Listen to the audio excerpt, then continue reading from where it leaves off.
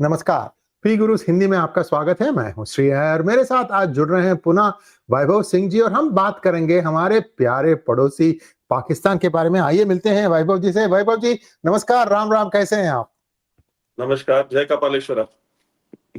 Sir जी, अब हम प्रारंभ करते हैं ये जो एशिया कप जो अभी-अभी हाल ही में बीती, तो इसकी जो कप प्रेजेंटेशन थी, वहाँ पर इनके इंटीरियर मिनिस्टर थे नकवी साहब और उन्होंने जब भारत की टीम ने उनसे कप लेना रिफ्यूज़ कर दिया, तो फरार हो गए इस कप के साथ।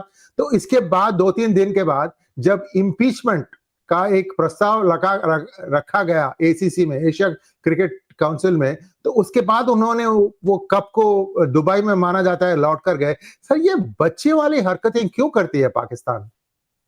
देखिए, आप सिचुएशन समझिए शेर जी। जो मोहसिन नकवी की जो सिचुएशन है, मोहसिन नकवी जो है पाकिस्तान में बहुत ज्यादा अनपॉपुलर इंटीरियर मिनिस्टर। पाकिस्तान के अंदर जो इमरान खान का पूरा ग्रुप है, वो उनको पानी पी पी करके गालियां देता रहा है। मोहसिन नकवी खुद जो है, आप एक तरीके से कह लीजिए तो मतलब मुंह बोले साले हैं आसिम मुनीर के।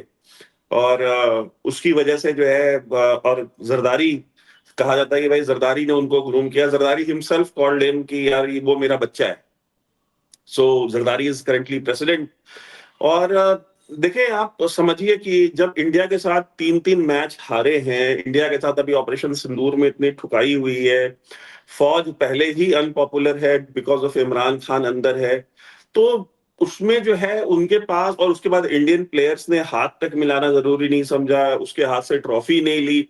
तो आपको ये बताता है ना कि आपको जो पाकिस्तानी बैठते हैं वो अपने मीडिया को कंट्रोल करके तो पूरे पाकिस्तान को ये बता रहे हैं कि जी हमने ऑपरेशन सिंदूर में भी इंडिया को ठोक दिया, हमने जो है इंडिया को जो है खुड्डे लाइन लगा दिया है, और इंडिया की कोई स्टैंडिंग नहीं रह गई है।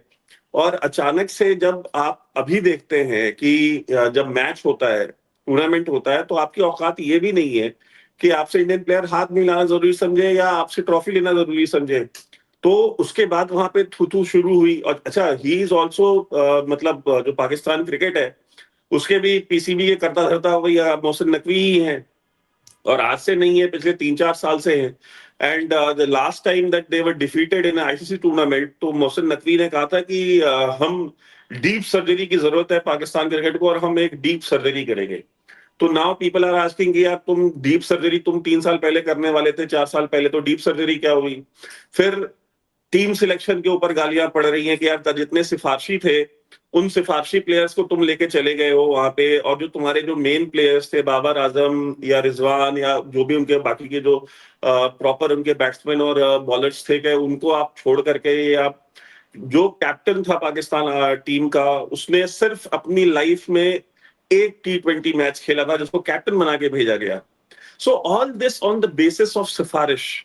ठीक है, पर्ची वाला जो कल्चर तो पाकिस्तान में है कि पर्ची पे नाम आ गया and now you are selected. तो क्योंकि वो खुद पर्ची पे आया है, वहां का प्राइम मिनिस्टर पर्ची पे है, वहां की पूरी कैबिनेट पर्ची पे है, भाई इलेक्शन तो जीते नहीं ना।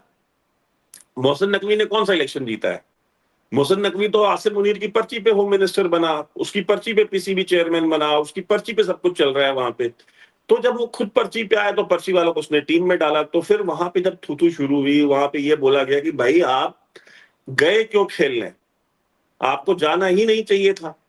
और अगर आप वहां चले गए थे खेलने तो आपकी परफॉर्मेंस होनी चाहिए थी। और जो आप टीम लेके गए, वो मैंने आपको बता देगी जो कहानी है, जो टीम लेके गए।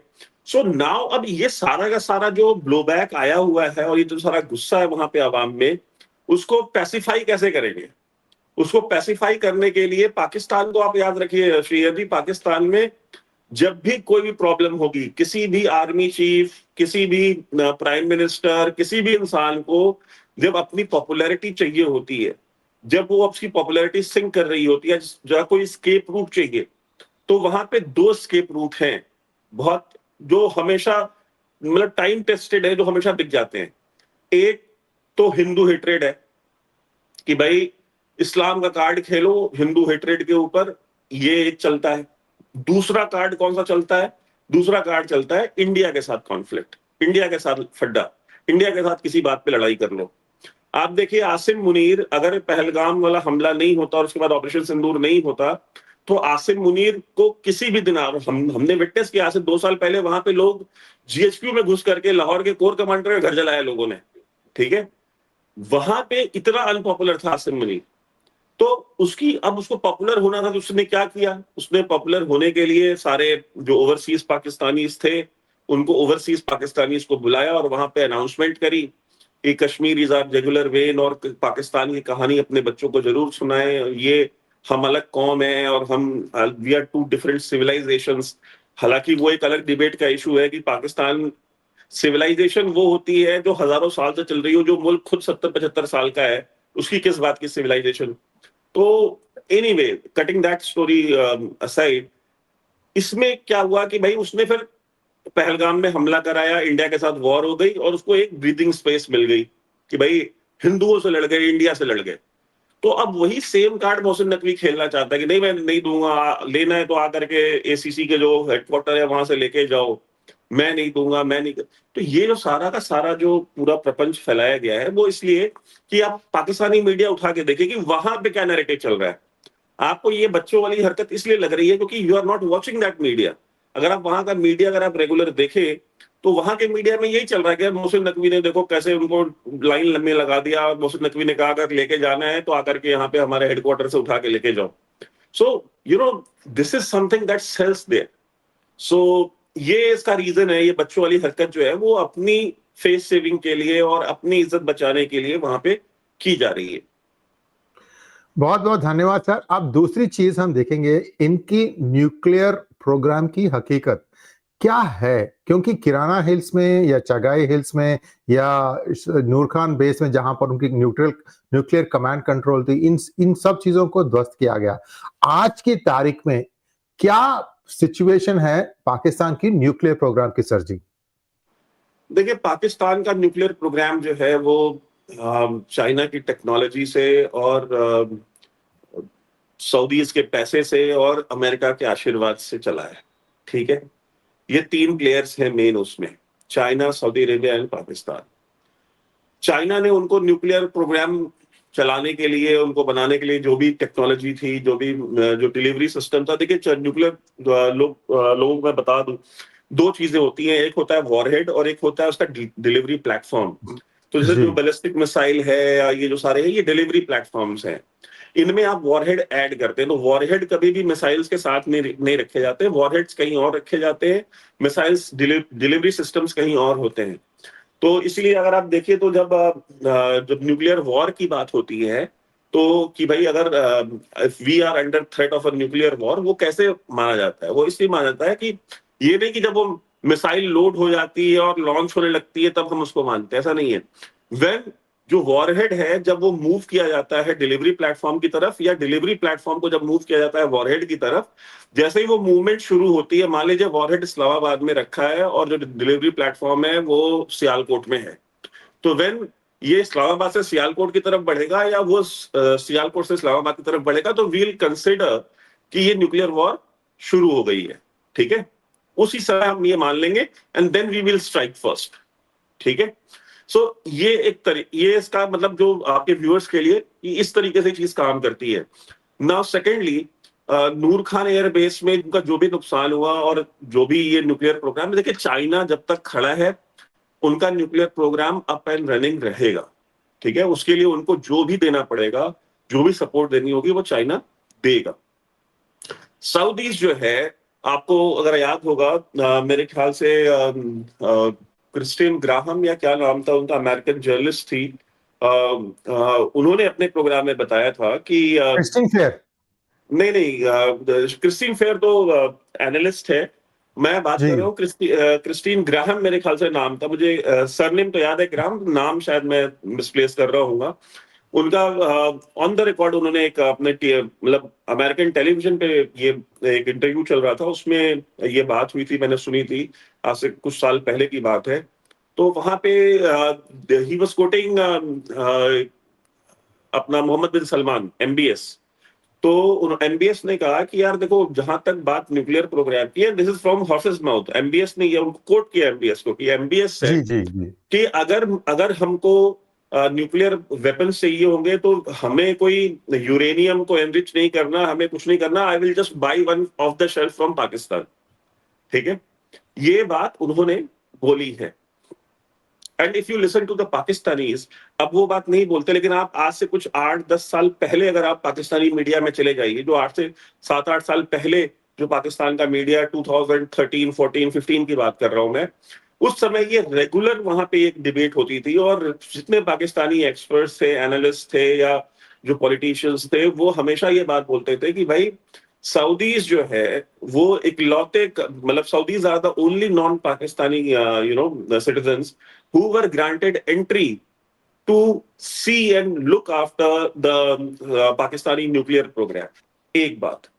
दूसरी बात, वो हमेशा ये बात बोलते थे कि भाई आप उनको एंकर ने, एंकर उनसे को टोकते थे या कोई पैनलिस्ट उनको टोकता था कि भाई आप ये बार बार इसको इस्लामिक बॉम्ब क्यों कहते हैं, ये पाकिस्तान का बॉम्ब है। तो उन्होंने कहा कि हम इस्लामिक बॉम्ब इसलिए कहते हैं बिकॉज ये इस्लामिक बॉम्ब है, ये कोटेशन, मतलब ये जो कोट है, ये जो वर्ड है, ये हमने इजाद नहीं किया है, Saudis created this। Saudis ने बोला था when Pakistan became a nuclear state, Saudis said it is a Islamic bomb। ठीक है, अदर मतलब कहना तुमको ये चाहिए था it was a Sunni bomb, because Islamic bomb में तो फिर ईरान तो नहीं आएगा ना फिर, क्योंकि Iran had to create their own nuclear program. ठीक है, जी। सो सऊदीज जो है वो इस चीज को लेकर के, और पूरा पैसा भी सऊदीज ने लगाया। So Saudis will always make sure कि पाकिस्तान का जो न्यूक्लियर प्रोग्राम है वो चलता रहे, अप एंड रनिंग रहे, बिकॉज अगर वो नहीं हुआ तो they don't have any answer to the Iran nuclear program. ठीक है, क्योंकि उनका अपना खुद का कोई न्यूक्लियर प्रोग्राम नहीं है, एंड सऊदीज नो कि America will never न्यूक Iran for Saudi Arabia. They might do that for Israel, ठीक है, but not for Saudi Arabia, ये बात उनको पता है। तो अभी हाल ही में जो डिफेंस एग्रीमेंट हुआ, जिसको इंडिया में कुछ लोग पैक्ट बोल देते हैं बिना सोचे समझे, तो वो जो एग्रीमेंट है वो एग्रीमेंट नॉन नेसेसरी एग्रीमेंट है, वो उसकी कोई वैल्यू नहीं है। I don't give it any weight, because ये एग्रीमेंट आज का नहीं है, ये 1960 का हुआ है। This understanding between the Saudis and the Pakistanis, जो भी पहली बात तो एग्रीमेंट किसी ने देखा नहीं, लेकिन जो जो बातें आ रही हैं, ये तो 1960 से ऑलरेडी एक अंडरस्टैंडिंग जो है वो एग्रीमेंट जो है वो सऊदीज और पाकिस्तानीज का है ही है। तो देयर इज नथिंग न्यू, जितनी भी चीजें बाहर आई हैं उसमें से। Now third thing, America. आप तो खुद अमेरिका को मेरे से बेहतर जानते हैं ना, आप तो वहां पे you know it personally.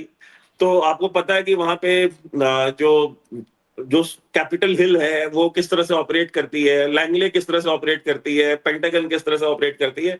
And India में कुछ लोग इस बात को लेकर कंफ्यूज हो जाते हैं कि मतलब कैपिटल हिल, पेंटागन और लैंगले जो है सीआईए, ये तीनों आपस में एक दूसरे से बिल्कुल सिंक्रोनाइज होते हैं, ऐसा नहीं है। अगर आप पाकिस्तान का एग्जांपल ले लें तो पाकिस्तान में Pakistan America relations have always been GHQ Pentagon relations. ठीक है, सीआईए पाकिस्तान के अगेंस्ट में काम करती है, and pentagon saves Pakistan, defends Pakistan.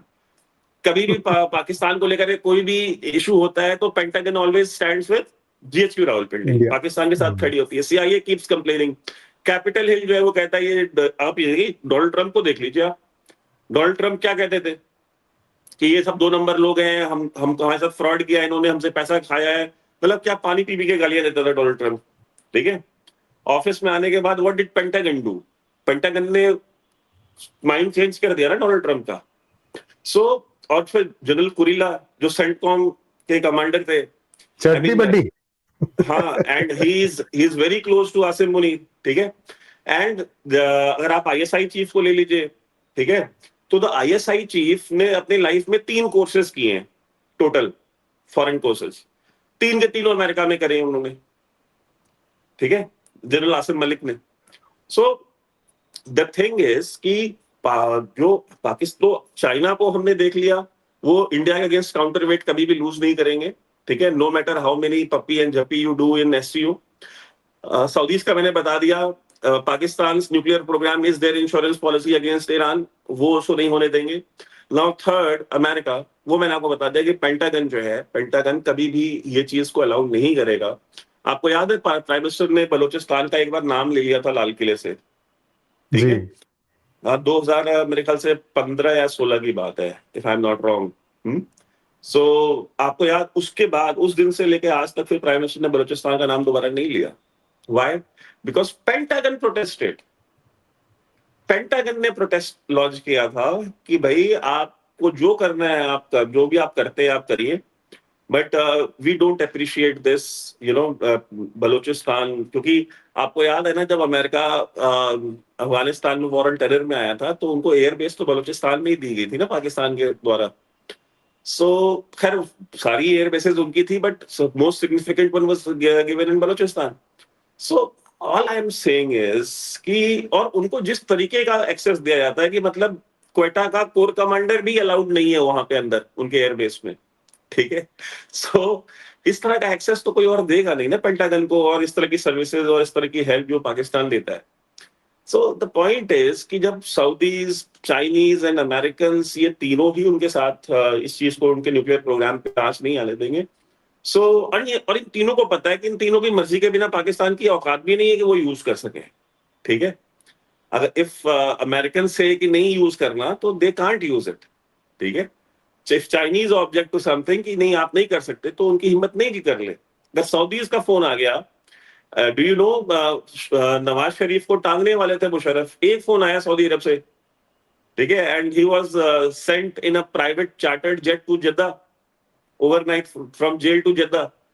तो ये जो सारा का सारा सिस्टम है ना, तो नूर खान एयरबेस हो या कोई भी एयरबेस हो, उनके जो डैमेजेस भी हुए, वो डैमेजेस रिपेयर का पैसा दे देंगे। उनको क्या करना है? आईएमएफ तो उनकी घर की वो है ना, जो पाकिस्तान में कहते हैं घर की लौंडी है, तो वो अमेरिका के घर की लौंडी है वो आईएमएफ और ये वर्ल्ड बैंक।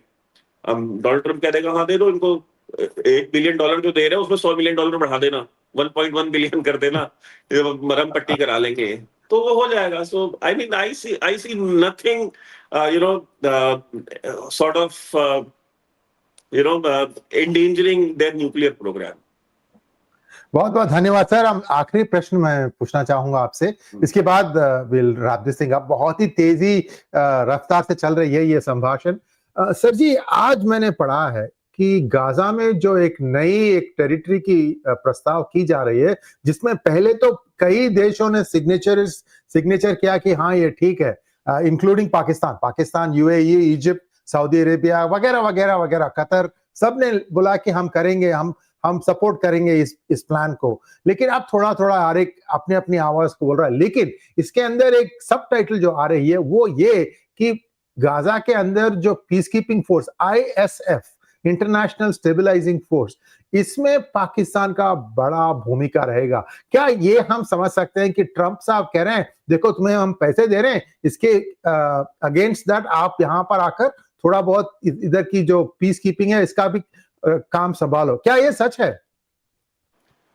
देखिए इसमें 2-3 स्टोरीज हैं, मैं आपके व्यूअर्स को 1-2 स्टोरीज और बता देता हूँ जो कहानी चल रही है। एक एक तो ये भी चल रही है कि जो सऊदीज आए थे अभी, जो एग्रीमेंट किया है इन्होंने, सो कॉल्ड एग्रीमेंट, इसमें एक अंडरस्टैंडिंग और बनी है, because Pakistan army is taking huge, मतलब लाइक लॉट्स ऑफ कैजुअलिटीज, मतलब इतनी कैजुअलिटीज फुल ब्लोन वॉर में भी नहीं होती है जो पाकिस्तान आर्मी की हो रही है अभी, ठीक है। सो एक तो अंडरस्टैंडिंग ये भी बन रही है कि जो मक्का के जो ग्रैंड मुफ्ती हैं, you know, the grand mask के, उनको होली मॉस्क के उनके ग्रैंड मुफ्ती को मक्का के ला करके उनसे एक फतवा दिलवाया जाए कि पाकिस्तान की जो फौज है इसके खिलाफ जिहाद हराम है और इस्लाम के खिलाफ है शरीयत की निगाह से। अब ये कैसे दिलवाया जाएगा, अब इसकी आप समझिए कि ये सिर्फ गाजा की बात नहीं है। इसमें ये हो रहा है कि पाकिस्तान आर्मी की कुछ यूनिट्स को उठा करके मक्का भेजा जाए परमानेंट डिप्लॉयमेंट पे, कि they will be performing security duties in Mecca, ठीक है। तो काबा की सिक्योरिटी में जब जब पाकिस्तान के जो सोल्जर्स हैं पाकिस्तान आर्मी के, जब वो सिक्योरिटी में खड़े होंगे, तो नाउ पाकिस्तान आर्मी बिकम्स, ठीक है, वो भले ही 500 ही सोल्जर हो 7 लाख की आर्मी में से, but it becomes, Pakistan army becomes the net protector of the Kaaba, ठीक है। अब जो फौज काबा की प्रोटेक्शन में खड़ी है उसके खिलाफ अगर आप लड़ाई कर रहे हैं, तो फिर वो जिहाद कैसे हुआ? Now understand from where it is coming, ठीक है। जी, जी। और जो भी टीटीपी तहरीके तालिबान पाकिस्तान को कुछ 200-250 मुफ्ती जो पाकिस्तान के हैं सीनियर, उन सब ने जो है वेरीफाई किया है, लेटर लिख करके दिया है और अपनी मुहर लगाई है, सील लगाई है कि टीटीपी का जिहाद जो है ये जस्टिफाइड है और हम इसको जिहाद का खिताब देते हैं। It is a holy war the TTP is fighting. तो अब इन सब के 200-250 के जो हस्ताक्षर है, इनको दिखा दिखा के टीटीपी जो है रिक्रूटमेंट कर रही है कि भाई देखो सारे उलेमा मौलवी तो हमारे साथ खड़े हैं और वो कह रहे हैं कि हमारी जो लड़ाई है पाक फौज के खिलाफ ये जिहाद है। तो इनका उसने इलाज निकाला है कि हम सीधे काबा से ही ग्रैंड मुफ्ती को उठा लिया, हम उनसे ही फतवा दिला रहे हैं, उसके फतवे के ऊपर तो किसी का फतवा नहीं चलेगा, ठीक है। ये गली मोहल्ले के भले 500 मुफ्ती कुछ भी कहते रहे मौलवी। सो ये वहां से ही एक तो वो चीज चल रही है। सेकंड, ये जो इंटरनेशनल स्टेबलाइजिंग फोर्स आप जो कह रहे हैं, मतलब इसको इंटरनेशनल डीस्टेबलाइजिंग फोर्स कहना जरा ठीक है, because that's what exactly all these so called international forces do whenever they go to any country. आप मुझे बताइए, ये इराक गए नेटो वाले, लिबिया गए, अफगानिस्तान गए, इन्होंने क्या किया है? लिबिया में हर इंसान की एजुकेशन फ्री थी जब तक गद्दाफी था, up to the university level, एक भी पैसा नहीं लगता था, फ्री थी। Health care was completely free. अगर आप बीमार पड़ गए लिबिया का कोई भी आदमी तो इलाज फ्री था। अगर आपके इलाज के लिए डॉक्टर ने ये रेफर कर दिया कि इसका इलाज लिबिया में नहीं हो सकता, इसके लिए उसको अमेरिका ले जाना पड़ेगा, तो उसका भी खर्चा लीबियन गवर्नमेंट देती थी, ठीक है। वो भी उसको खुद नहीं करना था। Everybody everybody living in Libya was given pocket money sort of, आप कह लीजिए। जो ऑयल जो रेवेन्यू होता था लिबिया का, उसमें से हर लिबियन को उसका हिस्सा जो है दिया जाता था हर महीने, इन टर्म्स ऑफ पर्क आप कह लीजिए, ठीक है। वो अपने काम से जो कमा रहे हैं प्लस जो ऑयल लिबिया बेचता था उससे जो पैसा आया वो वहां के लोगों में वो बांटता था, ठीक है, हर महीने। इंफ्रास्ट्रक्चर, आपकी अगर शादी हुई है, if you are getting married, a couple is getting married, तो उस कपल को घर और घर का सारा सामान लिबिया की गवर्नमेंट बना करके देती थी कि भाई शादी कर ली तो रहने के लिए घर चाहिए, वो भी लिबिया का में गद्दाफी करता था। आज लिबिया का क्या हाल है? should tell me, the so called international stabilizing force, ये जो जाने वाली है ये क्या करेगी वहां जाके, ठीक। लिबिया में उन्होंने क्या किया? आज लिबिया दुनिया का सबसे बड़ा ब्लैक मार्केट है आर्म्स का, ठीक है। अफगानिस्तान से भी जो हथियार जो तालिबान ने उठा उठा करके अमेरिकन हथियार बेचे, वो जो कार्टेल्स थे वो उठा करके लिबिया लेके चले गए, उन्होंने बल्क में खरीद के। और लिबिया को उन्होंने बिल्कुल कहते थे ना कि आपके यहाँ पे वो सुपरमार्केट होती है, क्या नाम है उसका अमेरिका में? तो फ्ली जिस, मार्केट। हाँ नहीं नहीं, एक कंपनी है ना आपके यहाँ पे, वॉलमार्ट, ठीक है। हाँ, हाँ, वॉलमार्ट। हाँ, तो हाँ, हाँ। ठीक है, तो वो उन्होंने आर्म्स एंड एम्युनिशन का वॉलमार्ट खोल दिया लिबिया में कि दुनिया में कहीं से भी आओ, जो भी हथियार चाहिए, टैंक चाहिए, एलएमजी चाहिए, स्नाइपर चाहिए, स्नाइपर राइफल चाहिए, जो चाहिए लेके जाओ। और सारे दुनिया के अलग अलग टेररिस्ट ऑर्गेनाइजेशन वहां से खरीद रही है।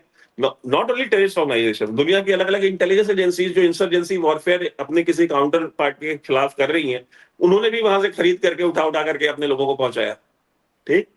So this is what Libya has become. Civil war चल रही है, आज तक खत्म नहीं हुई है।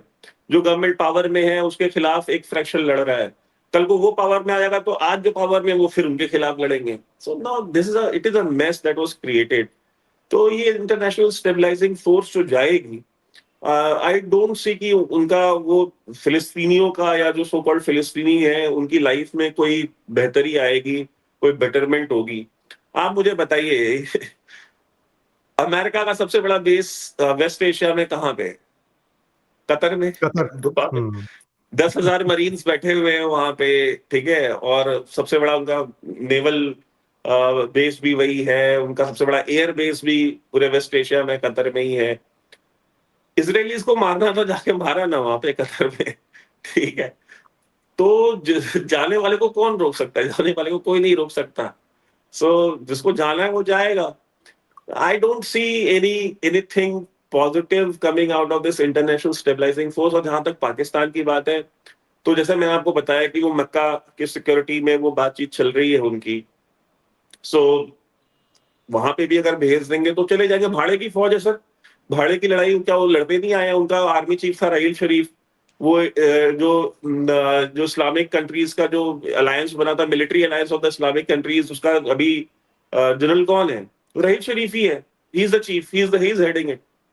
सो ये भाड़े की फौज है सर, इन्होंने भाड़े पे लड़ाइयाँ लड़ी हैं, अमेरिका के लिए अफगानिस्तान में लड़ी है, दुनिया भर में लड़ी है, अपने खुद के 1 लाख बंदे मरवा लिए इन्होंने अमेरिका की मोहब्बत में। तो वहां पे अगर फिलिस्तीन में अगर 10-20 हजार अगर पाकिस्तान की फौज के जवान भेज दें तो भेज देंगे, और वो उनका बहुत अच्छा कार्ड है। वो चूरन बिक भी जाएगा, चाहे वो मक्का वाला चूरन हो कि भाई वो इस्लाम की बात है, चाहे फिलिस्तीन का हो। फिलिस्तीन आपको पता ही है कि हमारे यहाँ साउथ एशिया में तो सबसे ज्यादा तो साउथ एशिया में मुसलमानों का दिल दुखता है ना फिलिस्तीनियों के लिए, ठीक है। लेकिन भले ही ये बात अलग है कि ये फिलिस्तीन जाए तो फिलिस्तीनी अपना जो है अपनी बेटी और रोटी दोनों नहीं देंगे इनको, ठीक है, because they are not Arabs, ठीक। And it is very categorically clear. आप मुझे बताइए, इतने हजारों, आप अमेरिका में रहते हैं जैसे, ठीक है, अमेरिका में कितने पाकिस्तानी हैं जिन्होंने गोरियों से शादी की है? गोरियों से शादी की होगी, मैक्सिकन से शादी की होगी, इंडियन से भी शादी की होगी, अलग अलग नेशनलिटीज के लोगों से शादियां की हैं वहां पे। ऐसे ही आप यूरोप में भी आप देखिए, जहां जहां गए हर जगह। आप मुझे एक पाकिस्तानी या एक हिंदुस्तानी या एक बांग्लादेशी मुसलमान वो बताइए जिसने किसी अरब से शादी करी हो, एक। जी, जी, जी। ये सच है। एक एक और चीज़ मैं हमारे दर्शकों को बता दूँ कि भारत के मुसलमान लड़के-लड़कियाँ भारत के हिंदू लड़के-लड़कियों से शादी करते हैं। वह हो रहा है यूएस में। मेरे घ हमारे घर में ही एक बहू है। क्योंकि ये बात ऐसा है, ये लोग चरित्रहीन हैं। ये मानना नहीं चाहते कि हम हमारी डीएनए और उनकी डीएनए एक ही है। भाषा एक है, सभ्यता एक है, खाना एक ही है। लेकिन बोल रहे हैं कि हम अलग हैं। ये एक बड़ी झूठ फैलाई जा रही है। थोड़े लोगों को इसका आप एहसास भी हो रहा है। आप मैं एक देखिए, एक ये जो शादी हुई थी मैं मैं कह रहा हूँ। एक एग्जांपल जी, देता हूं मैं आपको। आप जहक को जानते हैं, जहक तनवीर को? जी, जी। तो ज़हक जो है ये हैदराबाद में ज़हक को भी ये सारा का सारा दिया गया था कि भाई तुम अरब हो, तुम्हारे बाल घुंघराले हैं, तुम्हारी नाक ऐसी है, तुम्हारी आंखें ऐसी है, तुम अरब हो। तो ज़हक जो है वो सऊदी अटायर पहन करके प्रॉपर हुँ। हैदराबाद में घुमा करते थे। एंड ये किसी और ने आप उसको ज़हक से वेरीफाई कर लीजिएगा, अपने प्रोग्राम में बुला के पूछ लीजिएगा मैं सही कह रहा हूँ या नहीं, ठीक है?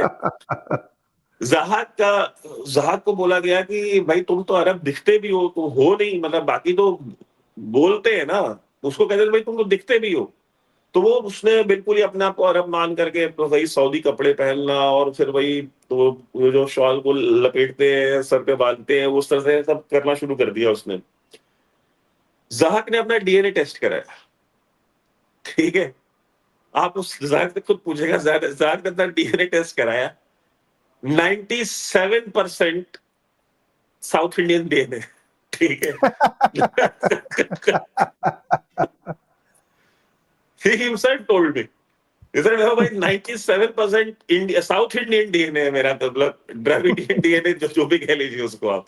कहते हैं यार क्या मैं बेवकूफों की तरह मैं सऊदी अटायर पहने घुमा करता था, Arabic attire. So this is what I am saying. एक हमारे बहुत अच्छे दोस्त हैं पाकिस्तान में, ट्रैवल हिस्टोरियन, पाकिस्तान के सबसे बड़े ट्रैवल राइटर है। उनके पीटीवी पे कई सालों तक उनका पीटीवी प्रोग्राम भी आया। He told me on my program, और वो ऑन रिकॉर्ड है, आपके व्यूअर्स जाकर के डिफेंस ऑफेंस में उनका, सलमान रशीद नाम है उनका, उनका वो वीडियो देख ले। उन्होंने खुद बताया कि मेरे जानने वाले जितने लोग हैं पाकिस्तान में, कहते 100 से ज्यादा लोगों को तो मैं जानता हूँ पर्सनली, ठीक है। कोई सैयद, कोई फलाना, कोई ढिमाका, कोई मैं तो यहाँ से, कोई कहता है भाई मैं तो सेंट्रल एशियन हूँ, मैं उज्बेक हूँ, कोई कहता है मैं अरब हूँ। तो क्या जितने लोगों ने कराया है, क्या उन सब का डीएनए 98%, 99% लोकल निकला है। So this is what he said, and he even went to up to an extent, he said कि यार एक आदमी था वो हमारे यहाँ पे, क्या वो सैयद में भी सैयद, वो कहता था हम तो वो सैयद हैं, फॉर योर व्यूअर्स, सैयद उनको कहते हैं जो, सैयद आर दोज पीपल जो डायरेक्ट डिसेंडेंट्स हैं प्रॉफिट की फैमिली से, ठीक है। So they are the most respected class amongst the Muslims. तो ही सेड कि वो तो सैयद में भी सैयद बना हुआ था। वो कहता था कि भाई हम तो वो सैयद है जो शादी भी फला सैयद में करते हैं, ठीक है। ही सेड कि मैंने जब ये किस्सा अपने दोस्त को बताया, जो हमारा म्यूचुअल फ्रेंड है, and he is x Pakistan army officer by the way, ठीक है। ही सेड कि मैंने अपने दोस्त को, क्या हम ग्वाल मंडी गए हुए थे, तो ये ग्वाल लाहौर में एक मार्केट है, जिस हम ग्वाल मंडी में थे, तो मैंने उसको बताया, मैंने कहा तुझे याद है अपना वो पोस्टमेट था वो ऐसा ऐसा, तो कहता हाँ हाँ। कहते हैं यार वो तो कह रहा था कि यार वो हम तो वो सैयद है जो उस फलाना सैयद में शादी करते हैं। हाँ, तो कहता हाँ सही कह रहा है। कहता यार मुझे तो पता भी नहीं था कि वो सैयद है। हम लोग तो मतलब साथ में पढ़ाई करी, स्कूल गए, कॉलेज में, पता ही था वो सैयद है। वो सैयद इतना बड़ा सैयद निकला। कहता नहीं नहीं सही कह रहा है, मेरे सामने ही सैयद हुआ है, ठीक है।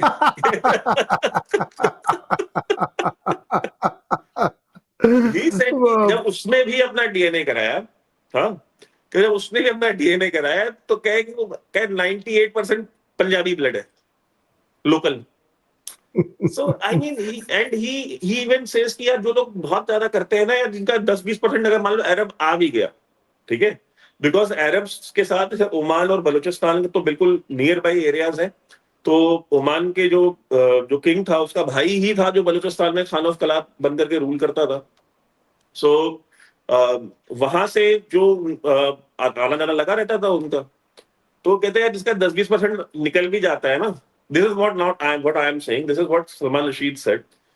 कहते हैं यार जिसका 10-20% निकल भी जाता है, इसको मान लो कि उसकी दादी खराब हो गई होगी, मतलब किसी अरब के साथ भाग गई होगी। दैट्स द ओनली रीजन कि you can have some amount of Arab blood, 10% 20% के, बाकी यार 90% 98% तो सारे लोकल्स हैं। आई मीन बट अब इल्यूजन है ना, तो अब वो उसको दिमाग में, मदरसे ने, मौलवियों ने उनके दिमाग में ये चीज डाली है, ठीक है। और सबसे ज्यादा इसमें जो खराबी डाली है, वो एलीट है, जो मुस्लिम एलीट, ठीक है। मुस्लिम एलीट, चाहे वो पॉलिटिशियंस हो, चाहे वो जर्नलिस्ट हो, चाहे वो कोई भी क्लास में से किसी भी अशरफियास, के साथ हो, हाँ। जो अशराफियाज है, बिकॉज द अशराफियाज are basically more from outside.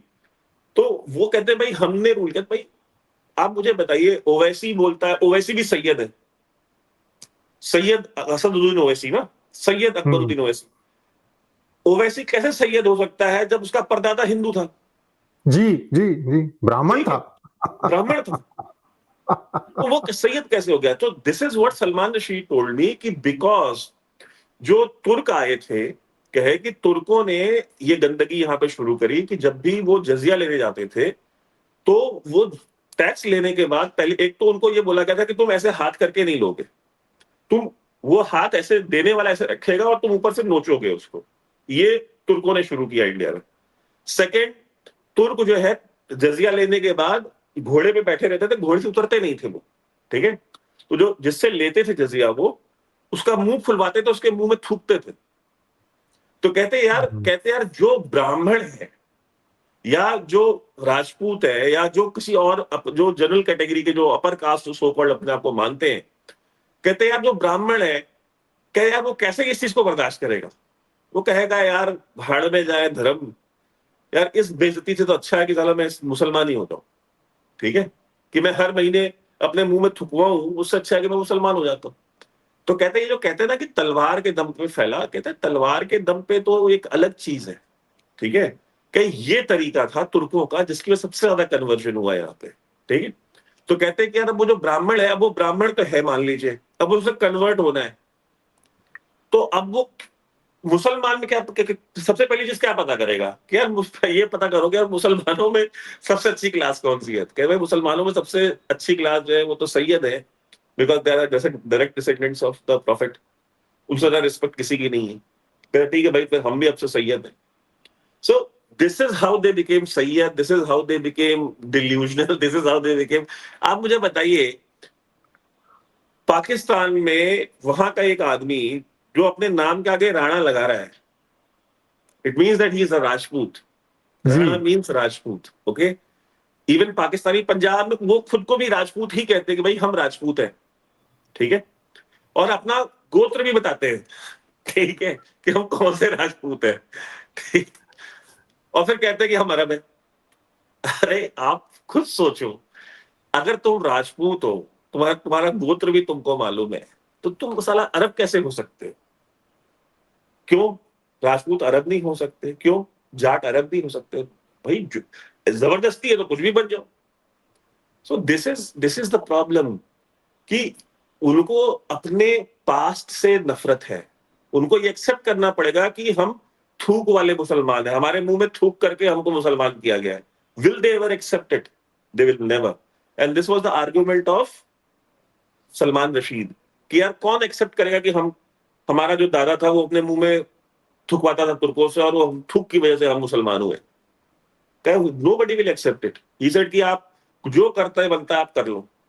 कहता है पाकिस्तान का, हिंदुस्तान का, बांग्लादेश का कोई मुसलमान कभी एक्सेप्ट नहीं करेगा कि वो थूक वाला मुसलमान है या वो हिंदू से मुसलमान हुआ है। So this hatred will always be there. बहुत बहुत धन्यवाद सर, आपने कई नए बातों का खुलासा किया आज जो शायद हमारे दर्शक नहीं जानते हैं, और मैं आपका बहुत आभार हूं और आशा करता हूं कि आपसे पुनः 2-3 हफ्तों में फिर इस तरह की एक संभाषण होगी, क्योंकि ये चैप्टर अभी-अभी प्रारंभ हुआ है और ये जाता रहेगा। ना वो कहीं जा रहे हैं, ना हम कहीं जा रहे हैं। तो बहुत-बहुत धन्यवाद लेकिन वैभव इसलिए जी। ये भी मैं और आपको चीज बताऊं, अगर पाकिस्तान आर्मी पैलेस्टाइन गई जी, तो I mean it will be very interesting to see that, क्योंकि इनके साथ जो वहां होगा in times to come, you will see. और जो पाकिस्तानी और ये जो सारे के सारे ये कह रहे हैं ना, पाकिस्तान आर्मी की तो बहुत पुरानी ख्वाहिश रही है to recognise Israel, to normalise relations with Israel. Pakistan army, Pakistan के तो कितने सारे रिपोर्टर्स हैं, उन्होंने टीवी पे भी बोल दिया है कि हमको जनरल बाजवा बुला करके बोलता था इसराइल के खिलाफ बात मत करो, इनके खिलाफ बात मत करो। हाँ, तो ये मुशर्रफ के टाइम से ये चल रहा है सिलसिला, they want to recognise Israel somehow. ये पैलेस्टाइन जाएंगे ना तो ये फिर वही काम करेंगे जो ब्रिगेडियर जियाउल हक ने किया था। He killed 25,000 Palestinians. तो ये वही काम करेंगे, ये वहां जाकर के जॉर्डन में। फिलिस्तीन। हुँ। हाँ, और and by the way Jordan India में और पाकिस्तान में जो रहने वाले मुसलमान हैं उनको बता दो, the maximum amount of Palestinians don't live in so-called West Bank and in Gaza. They Jordan. live in Jordan. और गाजा में एक भी फिलिस्तीनी नहीं है। गाजा में जितने भी हैं वो सारे के सारे मिस्री हैं, वो सारे इजिप्शियंस हैं जो गाजा में रहते हैं, because Gaza was once part of Egypt. जितने भी फिलिस्तीनी रहते हैं वो सारे वेस्ट बैंक में रहते हैं, who don't fight against the way Hamas does. ठीक है, they live together with IDF, they collaborate with IDF, they live peacefully comparatively। ठीक है, और ये जितने भी ये फिलिस्तीनी हैं, ये जो जिनको आप फिलिस्तीनी बोलते हैं गाजा में, इनमें से कोई भी फिलिस्तीनी नहीं है, दे आर ऑल इजिप्शियंस। ये फैक्चुअल नॉलेज है जो आपको कोई नहीं देगा। एंड जिस तरह से मैं अगर कल को अमेरिका चला जाऊं तो मैं अमेरिकन तो नहीं हो जाऊंगा, मैं इंडियन ही जी, रहूंगा। या जी, जी। शेर जी इंडियन ही है ना, वो अमेरिकन पेपर पे अमेरिकन होने से कोई अमेरिकन नहीं हो जाता। सो तो ये पेपर वाले फिलिस्तीनी है जो गाजा में रहते हैं। And because the ideology of Muslim brotherhood और इख्वानुल मुस्लिमीन came from Egypt, this violent political Islam emerge Hasan al Banna, ये कायरो से ये सारा का सारा वायरस जो शुरू हुआ था, तो ये हमास वमास सब उसकी ही पैदावार है। So before you cry for them, before your heart bleeds, try to learn and study about who these people are. असलियत। हाँ, हकीकत क्या है ग्राउंड पे। एंड ये आप मुझे बताए ना कि ये जो हमास वाले हैं, ये हमास को वोट वेस्ट बैंक में क्यों नहीं मिलता? गाजा में इलेक्शन जीत जाती है, वेस्ट बैंक में कैसे हार जाती है? ठीक है, so I mean this is what it is. बहुत-बहुत धन्यवाद सर, पुनः आपसे मिलेंगे। बहुत-बहुत धन्यवाद वन मोर टाइम। नमस्कार। नमस्कार।